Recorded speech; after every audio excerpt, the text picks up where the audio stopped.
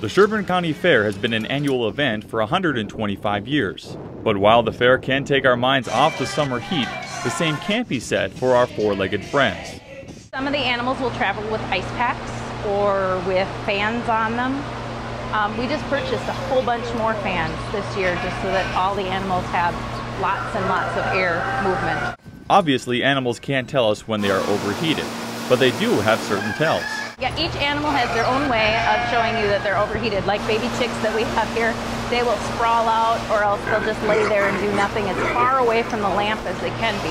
Chickens will start panting, goats will start panting where the mouth is open. And just like children, animals must be closely monitored throughout this hot and humid weather. You just have to keep watching the animals to see if they look comfortable, or if they look like they're still overheated, then you have to keep moving the fans until you find the right spot for all of them.